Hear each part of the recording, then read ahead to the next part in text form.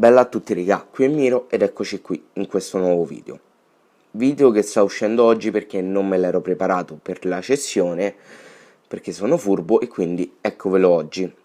Allora, di cosa sto andando a parlare? Ovviamente della cessione di Farias.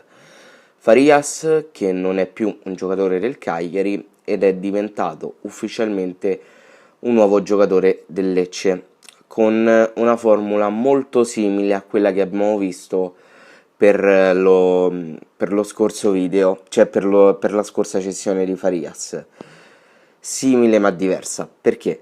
Perché per la scorsa cessione è stato dato via in prestito secco con, credo, obbligo di riscatto qualora l'Empoli si fosse salvato.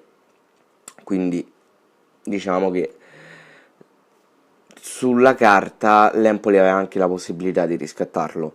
Questa volta la formula è cambiata, ma più o meno la solfa è la stessa, perché c'è un costo totale da parte del Lecce, diciamo, di 7 euro, ma per adesso ne sono stati spesi soltanto 2, perché c'è un prestito oneroso di 2 milioni e eventualmente 5 milioni da pagare solo qualora il Lecce riesca a salvarsi, quindi un costo totale di 7 milioni. Scusate. E diciamo che a me un po' dispiace perché, devo essere sincero, sulla carta Farias è un buonissimo giocatore. Secondo me non è dotato di un tiro eccezionale, non ha quella freddezza sotto porta di cui avrebbe bisogno, però per quanto concerne il resto non è sicuramente un giocatore da buttare via, per come la vedo io. A me è sempre piaciuto e mi dispiace anche un pochino che comunque non voglia più rimanere a Cagliari. Però sono scelte professionali ed è giusto che lui faccia il suo percorso, quindi per carità, scelta più che legittima, anche perché tenersi un giocatore che tendenzialmente non vuole rimanere è soltanto una cosa controproducente.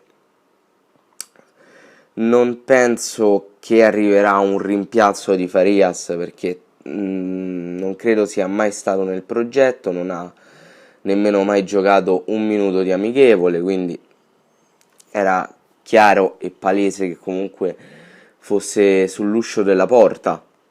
Non stiamo parlando di una pedina importante, però comunque serve una seconda punta e questo è acclarato. Devo essere sincero, per un po' ci ho sperato che rimanesse. Per un po' ci ho sperato perché negli ultimi tempi ho ipotizzato che il Cagliari potesse incominciare a fare un 4-3 e spostare Farias sull'ala, che sarebbe il suo ruolo naturale.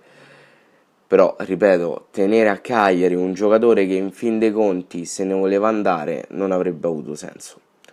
Detto questo, mi trovo soltanto parzialmente d'accordo sulla formula con cui è andato via, ma per il semplice fatto che se il giocatore non vuole rimanere, allora è inutile mettere l'obbligo di riscatto solo qualora il Lecce si salvi.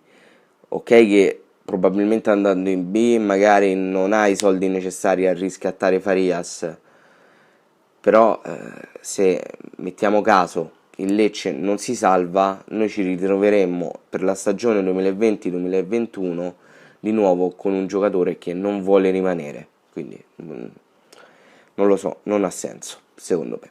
Comunque, detto questo, il video finisce qui, fatemi sapere qua sotto nei commenti cosa ne pensate e detto questo noi ci becchiamo in un prossimo video.